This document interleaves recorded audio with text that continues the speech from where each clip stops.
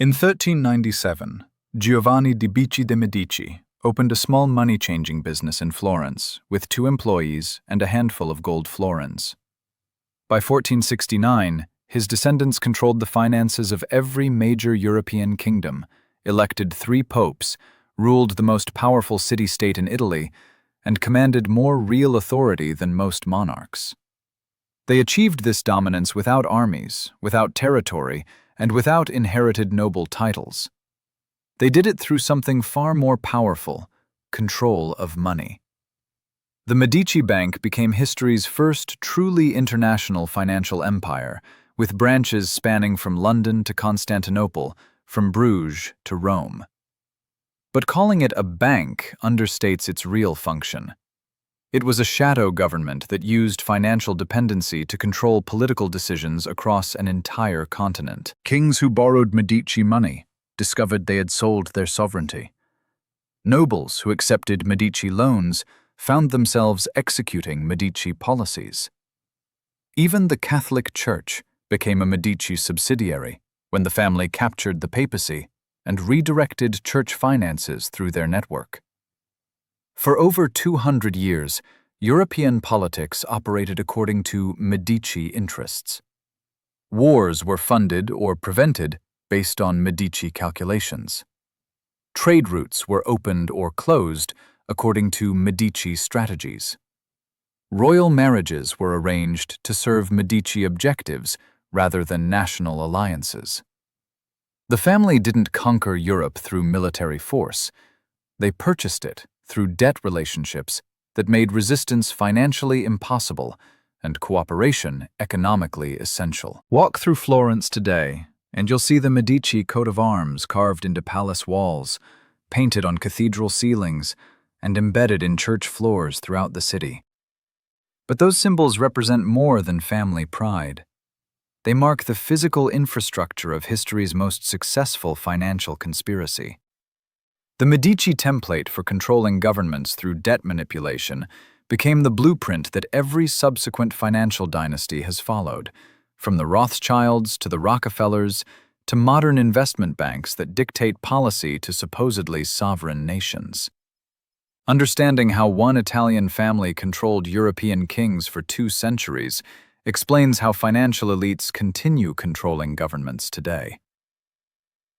The foundation: Giovanni's genius. Giovanni di Bici de' Medici understood something that escaped most medieval businessmen. Political power flows from financial dependency, not military strength or noble bloodlines. In 1397, Europe operated under feudal systems, where land ownership determined political authority and military service secured land grants. Merchants were considered socially inferior to warriors, and bankers occupied an even lower position due to Christian prohibitions against usury. But Giovanni recognized that the medieval economy was transitioning from land-based wealth to money-based commerce. Trade was expanding beyond local markets. Cities were growing larger than agricultural communities could support. Rulers needed cash for immediate expenses rather than land for future production. This transition created opportunities for anyone who could provide liquidity when and where it was needed most. Giovanni positioned his bank to capture this emerging market by solving problems that traditional feudal institutions couldn't address. Medieval kings typically financed operations through taxation, land seizure, or debasement of currency. But taxation was slow and politically dangerous. Land seizure created enemies among powerful nobles. Currency debasement destroyed commercial confidence and reduced future tax revenues. Giovanni offered a 4th option: loans that provided immediate cash while deferring political costs to future generations. Kings could fund current expenses by mortgaging future tax revenues to the Medici Bank at interest rates that seemed reasonable compared to the immediate benefits. The arrangement appeared beneficial for everyone involved. Kings received financing without immediate political consequences. The bank received guaranteed returns on secured investments. Citizens avoided the disruption and expense of direct taxation or military seizure. But the structure created dependency relationships. that gradually transferred real authority from borrowers to lenders. Kings who relied on Medici financing discovered that loan renewals required policy compliance. Rulers who attempted independence faced credit restrictions that could bankrupt governments dependent on borrowed funds. Giovanni had discovered the ultimate form of political control: voluntary submission through economic necessity. The network effect. Cosimo's expansion. Cosimo de' Medici inherited his father's business in 1429 and transformed a regional money-changing operation into an international financial empire that spanned the known world. Cosimo's innovation was understanding that financial control required network effects rather than individual relationships. Instead of simply lending to local rulers, he created a banking system that connected all major European commercial centers through integrated operations that made the Medici Bank essential for international trade. By 1450, the Medici Bank operated branches in Florence, Rome, Venice, Naples, Milan, Pisa, Avignon, Bruges, London, and Geneva. Each branch served local markets while coordinating with other branches to facilitate long-distance commerce that no competing institution could match. The network created competitive advantages that eliminated rivals and made Medici services indispensable. A merchant in London who needed to pay suppliers in Constantinople could arrange the transaction through Medici branches without physically transporting gold across dangerous trade routes. A king in France who owed money to a pope in Rome could service the debt through Medici coordination rather than diplomatic negotiation. But the real genius lay in how the network generated political influence through financial interdependence. Rulers who disrupted Medici operations in their territories discovered that their ability to conduct international commerce disappeared along with Medici cooperation. Cities that imposed unfavorable regulations on Medici branches found that trade connections to other commercial centers were severed until policies changed. The network effect meant that attacking the Medici Bank in any single location required accepting economic isolation from the entire European commercial system. This made local political opposition financially impossible, while encouraging cooperation that served Medici interests. Cosimo used this leverage to shape political outcomes across Europe. When the Byzantine Empire faced Turkish invasion, Cosimo provided financing that kept Constantinople independent for decades longer than military resistance alone could have achieved.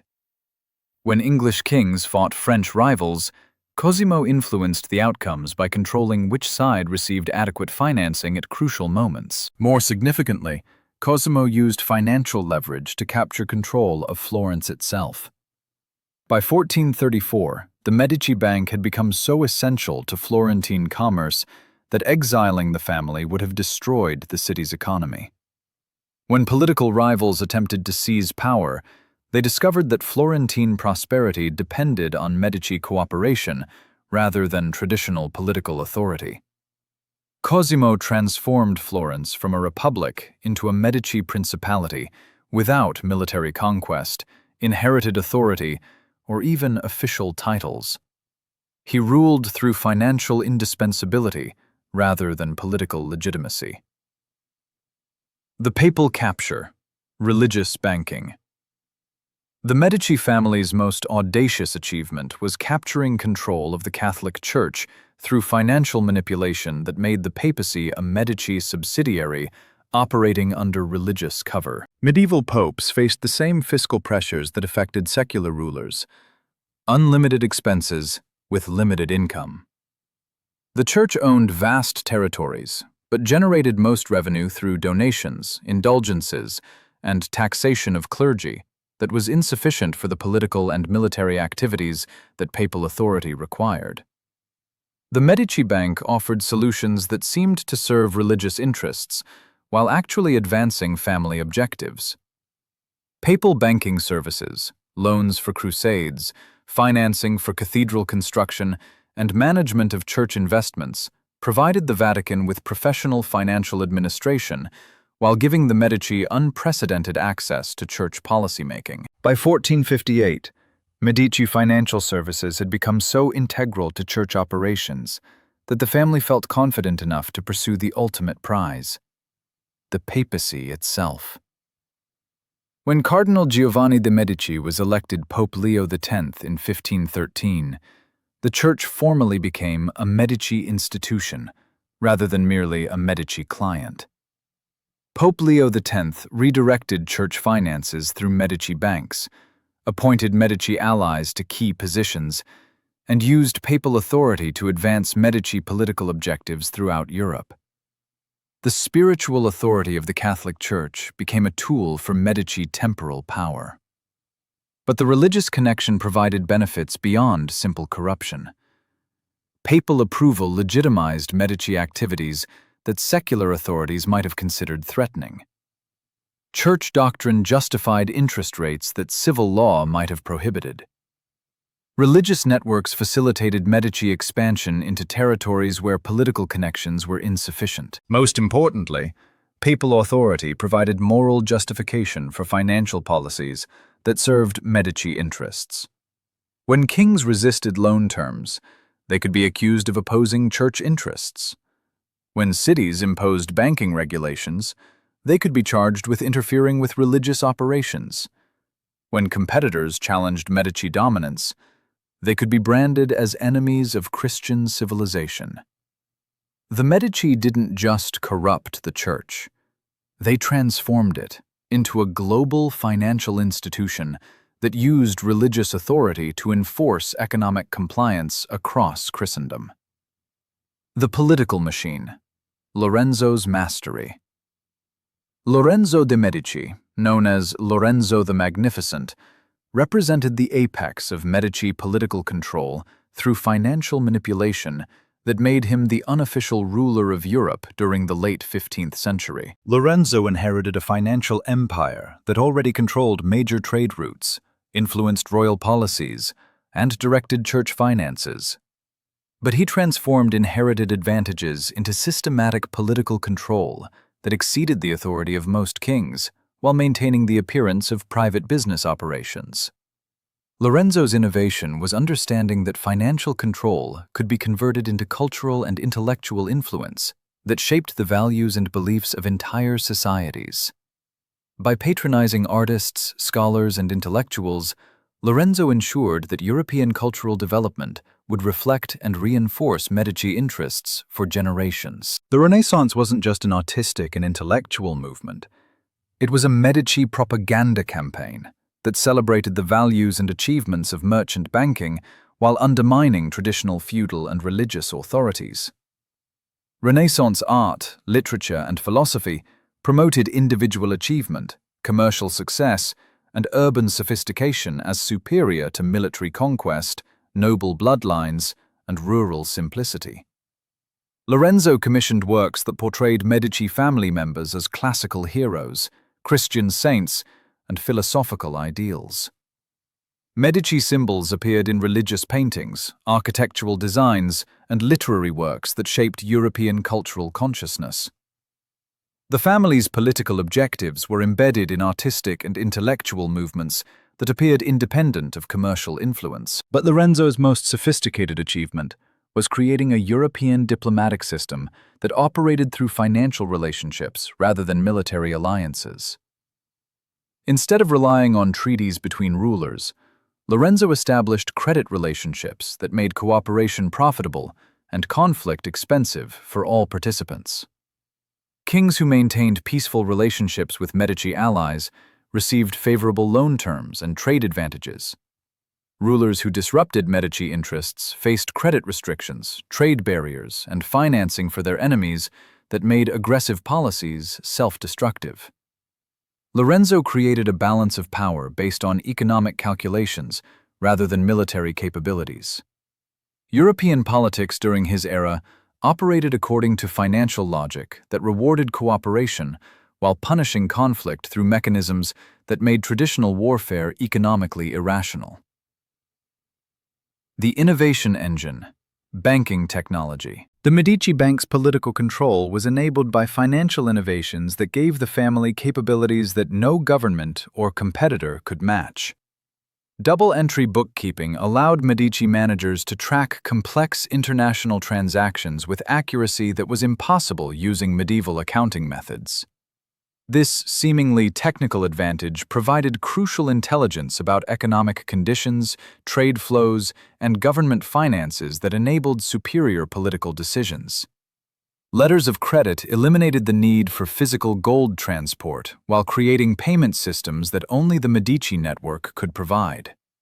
Merchants who relied on Medici credit instruments became dependent on Medici cooperation for conducting business across international boundaries. Foreign exchange services gave the Medici influence over currency values that could be used to support allies or punish enemies.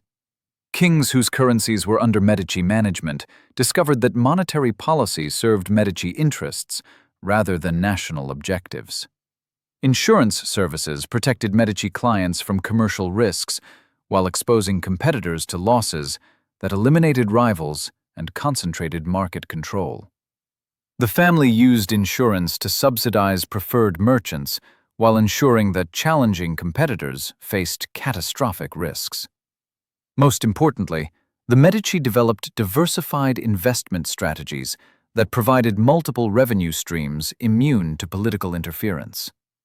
Unlike traditional merchants who depended on single products or trade routes, the Medici Bank generated income from banking, insurance, manufacturing, real estate, and political services that made the institution resilient against any individual policy changes. This diversification meant that rulers who attempted to restrict Medici banking activities discovered that the family had alternative income sources and influence channels that could maintain political leverage despite individual setbacks. Economic warfare against the Medici required coordinated international action that was politically impossible given the family's influence over multiple governments simultaneously.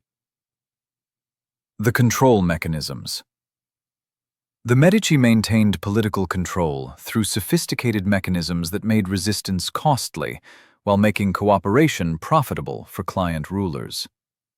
Debt structures were designed to create permanent dependency rather than temporary financing. Loans included terms that required renewals at regular intervals, ensuring that borrowers remained subject to Medici approval for continued operations. Interest rates were adjusted based on political compliance rather than market conditions. Information networks provided the Medici with intelligence advantages that enabled superior negotiating positions. Medici agents in major cities reported political developments, economic conditions, and military preparations that allowed the family to anticipate and influence events before competitors understood what was happening. Marriage alliances connected the Medici to royal families and noble houses throughout Europe, creating kinship relationships that provided permanent access to political decision-making. Medici daughters married into ruling families, while Medici sons wed noble heiresses, establishing genetic connections to political authority. Cultural patronage created intellectual and artistic movements that promoted Medici values while undermining alternative power structures. Renaissance humanism challenged feudal hierarchies. Commercial success was celebrated over military achievement. Urban sophistication was praised above rural simplicity. Economic integration made Medici prosperity essential for client prosperity, ensuring that attacks on the family would damage the attacker's own interests. Cities, kingdoms, and institutions that had become dependent on Medici financial services couldn't afford to oppose Medici political objectives without destroying their own economic foundations. The international expansion. By 1500, Medici influence extended beyond Europe to include commercial relationships with Islamic kingdoms, African trading posts, and Asian spice routes that made the family a global power rather than merely a European one. Medici agents operated in Cairo, Constantinople, Tunis, and other Muslim commercial centers where Christian merchants were typically excluded. These connections provided access to trade routes and markets that competing European institutions couldn't reach, creating competitive advantages that translated into political leverage. African gold routes through North Africa provided the Medici with precious metal supplies that enabled currency manipulation and gave the family influence over monetary policies of European governments that depended on gold imports for currency stability. Asian spice trading generated enormous profits that subsidized European political activities while creating economic relationships that extended Medici influence into global supply chains that no single government could control or replace. The international scope of Medici operations meant that European rulers who opposed the family faced economic isolation that extended beyond continental boundaries. Medici enemies discovered that their access to global trade networks was restricted, making international commerce difficult, while competitors who cooperated with the family enjoyed exclusive advantages. This global reach transformed the Medici from Italian bankers into international power brokers, whose influence operated beyond any single government's authority to regulate or control. European politics became subsidiary to Medici global strategy, rather than the reverse. The decline pattern. The Medici Empire eventually collapsed through the same mechanisms that destroy all financial dynasties: overextension, competition, and political changes that eliminated the conditions that had enabled family dominance. By 1600, the bank's political influence had created so many enemies that coordinated opposition became possible. Rulers who had submitted to Medici control for generations began cooperating to eliminate their shared creditor through joint action that isolated the family politically and financially. New World silver discoveries undermined Medici currency manipulation by providing alternative sources of precious metals that reduced European dependence on Medici-controlled African gold routes. Spanish treasure fleets changed the entire structure of international commerce. Protestant Reformation destroyed Medici religious authority by eliminating papal control over northern European churches and creating alternative financial networks that competed with traditional Catholic institutions under Medici influence. Military innovations reduced the importance of commercial financing for warfare, as professional armies became more important than mercenary forces that rulers could purchase through borrowed money.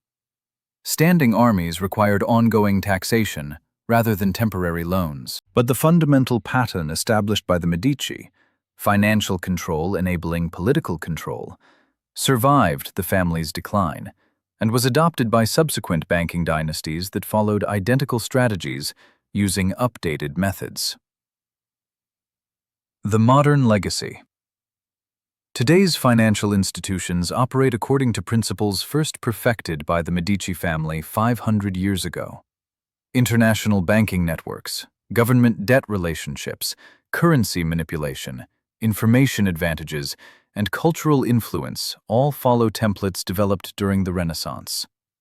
BlackRock manages $10 trillion in assets while influencing government policies through shareholder voting, regulatory consultations, and personnel exchanges that mirror Medici political integration. The firm's executives move between government positions and corporate roles, creating the same conflicts of interest that characterized Medici operations. Central bank coordination through international institutions replicates the Medici network effect on a global scale. Federal Reserve policies coordinate with European central bank decisions and Bank of Japan strategies to maintain financial control that supersedes national sovereignty. Government debt relationships create the same dependency dynamics that enabled Medici political control. Nations that rely on international lending discover that policy independence requires fiscal independence that most governments cannot achieve without accepting economic decline. Cultural influence through media ownership, educational funding, and intellectual patronage shapes public opinion according to financial interests, just as Renaissance humanism promoted Medici values throughout European society. The specific technologies change, but the fundamental relationships remain identical. Financial dependency enables political control. International networks prevent local resistance, and cultural influence legitimizes economic arrangements that serve elite interests rather than public welfare. The eternal template. The Medici proved that financial power can capture political authority without military conquest, inherited legitimacy, or democratic consent. Their 200-year dominance established a template that continues governing global power relationships despite changes in technology, ideology, or political systems. Understanding how one Italian family controlled European kings through debt manipulation explains how modern financial institutions control supposedly sovereign governments through identical mechanisms adapted to contemporary conditions. The Medici Empire ended, but their methods persist. The family disappeared, but their template remains. Their specific influence faded, but their fundamental discovery, that money creates authority, continues shaping global politics. Every government that borrows money, every nation that depends on international finance, every ruler who submits to economic pressure follows patterns first established by Medici clients who discovered that financial dependency means political subordination. The family that began as Florentine money changers became the architects of financial control systems that still determine who rules and who obeys in the modern world. Their coat of arms may have disappeared from palace walls, but their influence operates through every central bank, every international institution, and every government debt payment that transforms political sovereignty into financial servitude. The Medici didn't just control European kings for 200 years. They created the system that controls every government today.